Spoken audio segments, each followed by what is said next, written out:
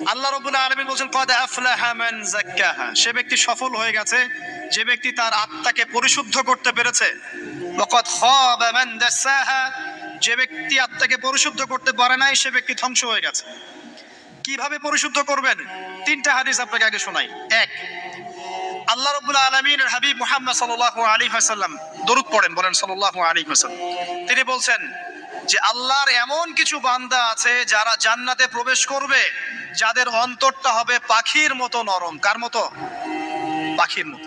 একটা হাদিস শুনলেন।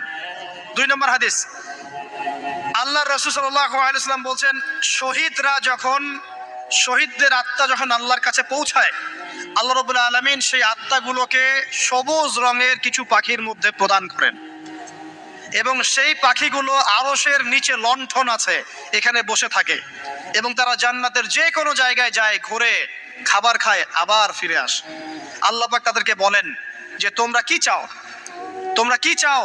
শহীদরা কিচ্ছু বলতে পারে না। কি চাইবো আল্লাহ, এত নেয়ামত দিয়েছেন, কি চাইবো? যখন আল্লাহ বারংবার প্রশ্ন করতে থাকেন তোমরা কি আর কিছু চাও, তোমরা কি আর কিছু চাও, তোমরা কি আর কিছু চাও, তখন শহীদরা শেষে বুঝে যে আমাদের কিছু না কিছু তো বলতে হবে এখন। তখন তারা বলে হে আল্লাহ, আমি বা আমরা আরো একবার পৃথিবীতে যেতে চাই এবং তোমার পথে জীবন দিয়ে আবার ফিরে আসতে চাই। আল্লাহ পাক বলেন এই সুযোগ তো আর নেই, অতএব তোমাদের আর কিছু চাওয়ার নেই, তোমরা এখানেই থাকো।